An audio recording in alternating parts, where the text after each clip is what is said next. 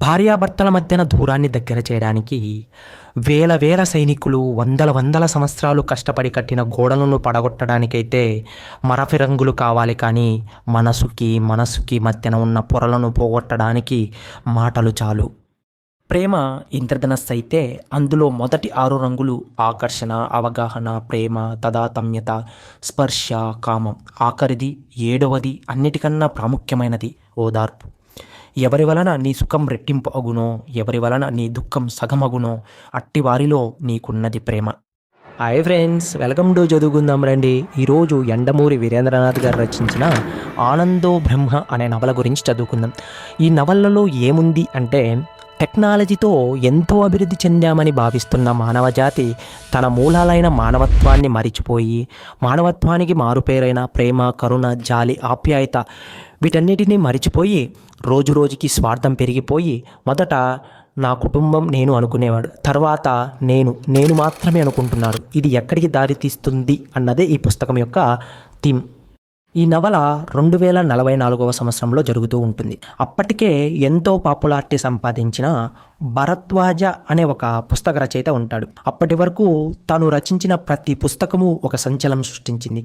కానీ ప్రస్తుతం తాను రచించిన చివరి 3 నవలలు ఘోరంగా విఫలమయ్యాయి. తన వైఫల్యానికి కారణాలు కనుక్కోమని ఒక ఏజెన్సీకి ఆ బాధ్యతను అప్పగిస్తాడు. ఆ ఏజెన్సీ చాలా పేరు ప్రఖ్యాతులున్న సంస్థ. ఆ ఏజెన్సీ ఆ పనిలో భాగంగా కొందరిని నియమించి ప్రజలు ఎలాంటి విషయాలు చదవాలనుకుంటున్నారు, వాళ్ళకేం కావాలి అని సర్వే చేయడం మొదలుపెట్టింది. అలాగే భరద్వాజ అని ఒక సైకాలజిస్ట్ అతన్ని పరీక్షించడం మొదలుపెట్టాడు. చివరికి ఆ సంస్థకి అతని రచనలు ఎందుకు విఫలమవుతున్నాయో కనుక్కోలేకపోతారు. ఆ సర్వేలో ప్రజలకు ఏం కావాలో వాళ్ళకే తెలియదు అని చెప్తారు. 2044 సంవత్సరంలో ఆనాటి పరిస్థితులు ఎలా ఉంటాయంటే, మానవ సంబంధాలు, ప్రేమ, ఆప్యాయతలు పూర్తిగా దూరం అయిపోయి యాంత్రిక జీవితాన్ని సాగిస్తూ ఉంటారు. ప్రతిదీ టెక్నాలజీ మీద, కంప్యూటర్స్ మీద ఆధారపడుతున్నారు. ఎంతలా అంటే తల్లిదండ్రులు ప్రేమను నోచుకోలేని పిల్లలు పెద్దయ్యాక తల్లిదండ్రులు ముసలితనంలో తమ బిడ్డలను ప్రేమను పొందలేక ఇద్దరూ బాధపడేంత. అదే సిటీలో యాజీ అనే ఒక పెద్ద బిజినెస్ మ్యాన్ ఉండేవాడు.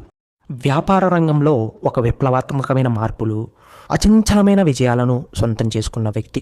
అతను ఒక నవల ద్వారా ఒక వ్యక్తికి సందేశం పంపాలని ఒక రచయిత కోసం చూస్తుంటే భరద్వాజని ఎన్నుకున్నాడు. తన కథనంతా చెప్పి తన సందేశాన్ని రాయమని చెప్తాడు. భరద్వాజ ఆ కథని ఒక వారం రోజుల్లో రాసి యాజీకిస్తాడు. యాజీ అది చదివి భరద్వాజ మీద కోపంతో చాలా మాటలు అంటాడు. భరద్వాజ దానికి సమాధానంగా ఈ నవల ప్రింటింగ్ జరిగినప్పటికీ విఫలమవుతుందని నా కంప్యూటర్ చెప్పిందని యాజీకి చెప్తాడు. దాంతో మరీ కోపంతో ఆ కంప్యూటర్ని పరీక్షిస్తే అది మనిషి ప్రేమ, ఆప్యాయత, ఎమోషన్స్ని అర్థం చేసుకునే సామర్థ్యం లేదని, అది ఎప్పటికీ రాదని, దాన్ని నమ్మి నిన్ను నమ్మి నా కథను ఇచ్చినందుకు యాజీ భరద్వాజన్ని కోపంలో మరిన్ని మాటలు అనేసి యాజీ వెళ్ళిపోతాడు. భరద్వాజ ఇంటికి వెళ్ళగా కూతురు బాధతో ఉంటుంది. ఏమైందని తండ్రి అడక్క తను ఏం కోల్పోయిందో, అసలు మనిషి అన్నవాడు దేనికోసం పరుగులు పెడుతూ దేనిని కోల్పోతున్నాడు అన్నది భరద్వాజకి చెబుతుంది. కూతురు అన్న మాటలకి కన్నీరు పెట్టుకొని మనిషి అనేవాడు ప్రేమ, ఆప్యాయత కోల్పోయాడని తెలుసుకొని యాజీ దగ్గరికి వెళ్ళి నీ కథను మళ్ళీ రాస్తాను, కానీ ఈసారి ఎక్కువ సమయం పట్టొచ్చు అని యాజీకి చెప్పి వెళ్ళిపోతాడు భరద్వాజ. 6 నెలల తర్వాత యాజీకి తను రాసిన నవలనిస్తాడు భరద్వాజ. యాజీ తను ఏ విధంగా కోరుకున్నాడో ఆ విధంగా రాసినందుకు సంతోషిస్తాడు. ఆనందో బ్రహ్మ అనే నవలని యాజీ ఒక పత్రికలో ప్రకటన వేసి ప్రచురించడం మొదలు పెడతాడు. అది ప్రజల యొక్క అశేషమైన ఆదరణ పొంది ఎంతో విజయం సాధిస్తుంది.